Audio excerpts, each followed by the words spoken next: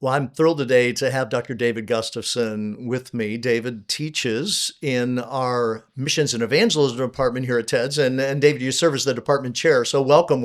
I'm really excited to be able to talk about free church history, but also to be able to talk about evangelism and the significance that that plays in the church in the past and today. So thanks for being here. Thank you for having me. I'm excited about it. Well, David, you've written a couple of books, Mhm. a couple of books on free church history. Mhm. The most recent one is entitled Evangelical Heritage, which is a history of the EFCA, and also another book that you've helped to edit. Tell us a Mhm. little bit about them.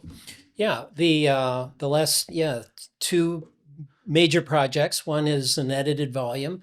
It's actually titled Revising Pentecostal History, Okay. Scandinavian American Contributions to the Development of Pentecostalism. So I did that with a couple of other scholars, Okay. both from Scandinavia. One's from a Norwegian from Norway, the Okay. other's a Swede from Sweden. Yep. And so we had collaborated on that That's great. project.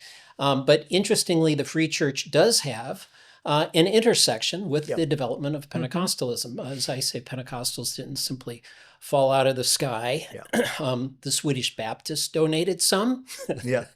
the Norwegian Methodists donated some, Wow. and the Swedish Free and the Norwegian Free donated some folks to the Pentecostal movement. So that's that particular project. The second is Evangelical Heritage, and its subtitle is From Immigrants to a Church of All People, the story of the Evangelical Free Church of America, which really does deal with our history. So Calvin Hansen wrote and published What It Means to Be Free. That was in 1990. So it's been 35 years since a new history. This represents a new history. It's been 30. And as you know, a lot has happened in the last 35 years, especially going from, the second, third generation Scandinavian Americans to becoming a church of all people. So that's that book. It's just come out. Well, I'm excited that you have taken the time to capture that story, because it is a story Mhm. of an immigrant people with a heart for evangelism, a heart for church planting, a heart for missions. I mean, that's in a sense that's what started the Free Church, was a heart for that, Yeah. training leaders, a heart for evangelism, missions, and all of that, and to be able to see that captured for us. So thank you for doing that. Now, you served as pastor of a couple of free churches. What led you to have an interest in history, and especially free church history? Free church.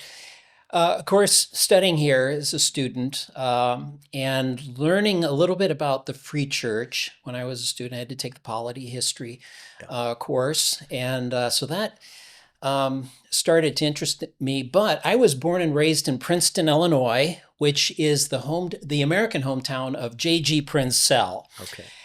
who was a leader in the Swedish Free Church. And actually, one time I was visiting, I was on crew staff in Minneapolis at the U, Mhm. and visited First Free in Minneapolis. And I was greeted by a man in the foyer who told me, once he found out I was from Princeton, Illinois, about J.G. Prinzell. And this man went on to tell me that there was a school in Deerfield, Illinois, that named a chapel after him. And of course, I was talking to A.T. Olson. I didn't realize exactly who I was talking to. But actually, from that conversation, I knew something about my hometown and J.G. Prinzell. So began to do some early research. When I was a pastor in Moline, Illinois, very close to Augustana College, which has one of the best Scandinavian American libraries there at Augustana, and so had access to a number of sources to do free church history. And actually, I wrote an article on J.G. Prinzell and what was called J.G. Prinzell and the Waldenstromian View of the Atonement, which was published in Trinity Journal. Okay. So that really kind of launched my career, I suppose, in free church history. Probably those two things. Talking to ATO, just kind of a fluke looking back at that. Right. But I guess a divine appointment, we could also say. So- That's wonderful. and then working on free church history and realizing, wow, I could publish, and I had a lot of enjoyment doing that and started Fantastic. answering questions that other people had about the free church as well. Well, you not only teach here, but you studied here Mm. at TEDS. So take us back a little bit during that. I'm assuming that was the time between when you met Arnold T. Olson, you met ATO Yeah, at First yeah. Free in Minneapolis, and when you were in Moline and you wrote that article, you studied here. I studied So tell us a little bit. What was your time at TEDS like? Yeah. I came away appreciating obviously scripture. And I thought about this. We here at Trinity, we talk about the doctrine of inspiration, the doctrine of inerrancy, the doctrine of scriptural infallibility, those doctrines. But I saw people who seriously practice those. Meaning, in my Greek and Hebrew grammar classes, my exegesis courses, my canon courses, I saw people who really, understood and lived out these doctrines. Being exposed to people who really see, this is important. Scripture, how we approach Scripture, how we exegete Scripture, how we preach Scripture. So that was very, very formative for me. Well, in seeing that, and just from your time there, and then doing a study on free church history to see how that really has been lived out from the early days until today, I mean, that had to be, just an encouraging connection as well. Yeah, absolutely. I mean, the Free Church, one of our slogans is "Where stands it written?" Right. And if I can speak any Swedish today, I'll You say can. "Var står det skrivet?" Okay, So where stands it written, Yes. or where is it written? That was really something that the Free Church movement has been built on. The authority of Scripture. Right. So to study, the doctrine of inspiration, inerrancy, infallibility, those things are very important to our Free Church. Yeah, to the movement. Now, as we think about from your time as a student here, and now you're here and you're teaching. You're teaching the area of missions and evangelism. Just share a little bit about your experience here as on the faculty, and what are your classes like? What are the things that you love about teaching what you get to teach here at TEDS? Yeah. Well, obviously, evangelism is a big part of what I teach here and have taught for the last 12, 13 years. So that's very important. That goes back to my experience with Cru. I actually, after studying here, I did a Doctor of Ministry at Fuller in the area of evangelism and church growth. So that really helped me understand missiology and Western applications of missiology to evangelism and, in particular, church growth. I did a PhD in Sweden, so in church history, and my topic was D.L. Moody and Swedes. So you had the greatest 19th century evangelist and his influence on the early free church movement here in America. And so all of that really has come together to just my Cru background, my study at Fuller in evangelism, my study of the history of evangelism in Sweden. And so all of that comes together and able to teach students here at TEDS about evangelism. So I have a way to draw from my own experiences, from my own studies. And of course, one of the courses I really love to teach is a course called The History of Evangelism. So that's where I get to just look at how people have communicated the gospel from Jesus to Billy Graham, so to speak, all the way through the centuries. And of course, the free church history gets picked up in that also. Right. But just to help students understand not just the theological, biblical basis of evangelism, but the historical foundation, as well as the contemporary cultural contextual application of that. And to be able to encourage that into the Mm-hmm. hearts and the lives of students who, as they leave, will be involved in ministries in local churches or involved in training others that'll be involved in local churches, and that the opportunity to see that continue to multiply. Yeah. I'm sure that has to be an encouragement for you too. So, but take me back one step farther. Um, because I've gotten to know you, David, that you have a passion to share your faith. I mean, there is a passion for evangelism. I know your time being on crew staff significantly shaped that. Are there other things that shaped your passion for evangelism? Yeah. I would say, yes, obviously, crew, working in evangelical free churches. When I was in Moline, Illinois, I was the pastor of evangelism and discipleship.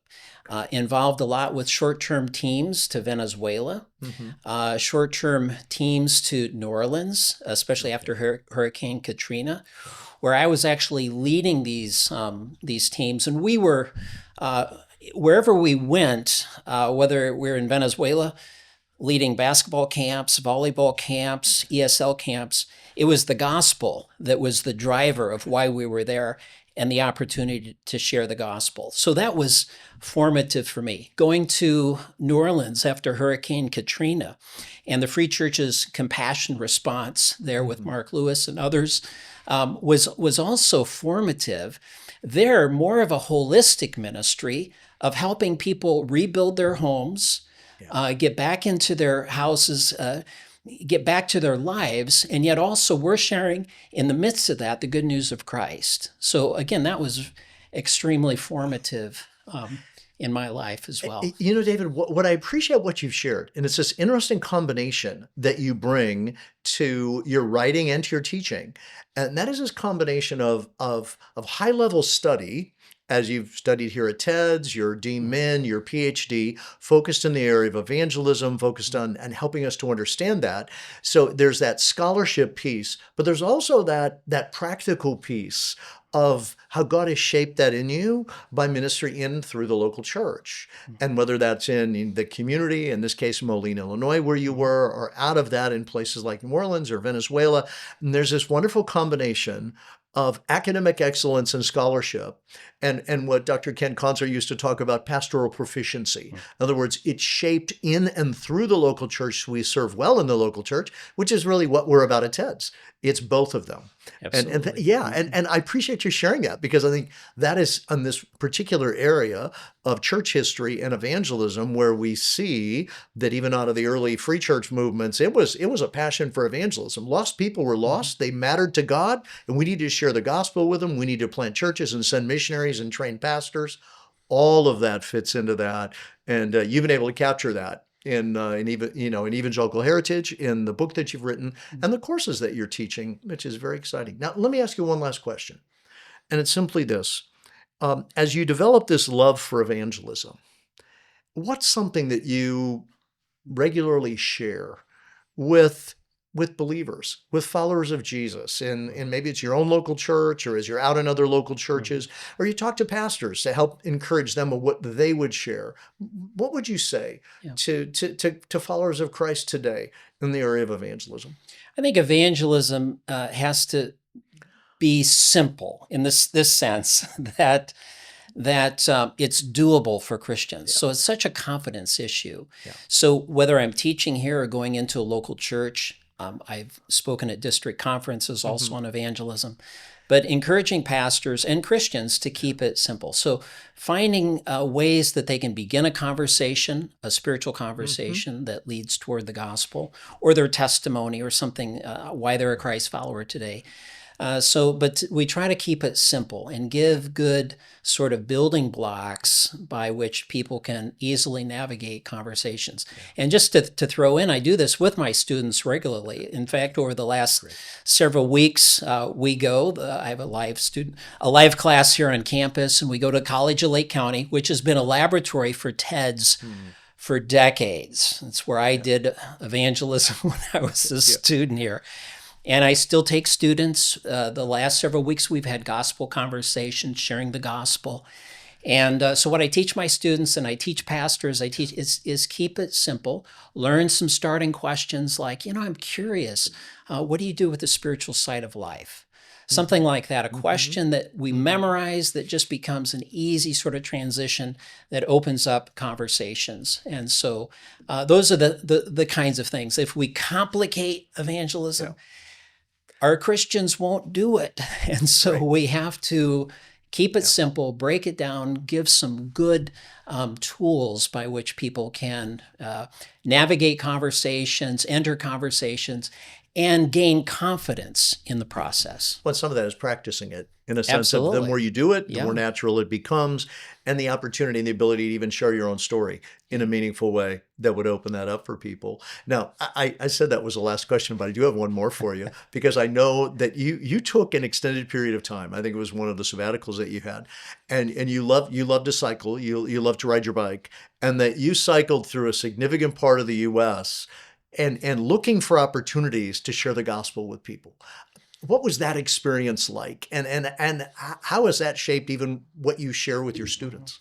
Yeah, it really was. So it was across the United States. I started at Penn Station in New York City. I got off the Amtrak, and I finished in Anacortes, Washington, about 2 months later. So rode my bike all the way across, and having opportunities just to talk to people, whether that was in campsites or in some cases, I had one gentleman invite me into his mobile home. Just very, very hospitable. But it also just gave me natural opportunities along the way to befriend people, to engage with them, and not simply to give. So one of the things that I think is helpful in evangelism, it's just not what we're able to give, but sometimes what we're able to receive from others. It's in the receiving that we have a relationship, that we have something then to actually share with them. So we have to think about both sides, not just the giving and the serving, but as well the receiving from others. That really is a bridge by which we can engage relationships and opportunities to share the gospel. Wow. I was thinking, David, as you shared that this really is a great illustration of what Jesus said in Matthew 28, where literally it would say, as you're going, make disciples of people from all nations. And so even in that, as you were going, you had opportunities to do that. And that's, I think, a great picture of life. As the different places we find ourselves, we have the opportunity to share the gospel, to, in a sense, introduce people to Jesus, especially in this day and age where so many people don't even know who Jesus really is and what the gospel can bring to them. David, thank you for being this great blend of first-class scholarship and such practical application in your own life and ministry. So happy you're here at TED. So happy that you've taken the time to write these books, and especially, as an old free church guy like me, that you've written the history of our movement in evangelical heritage. And I appreciate all that you do and what you mean here to our faculty at TEDS. Thank you. I'm glad to be here, and it's been a privilege. Thanks, David.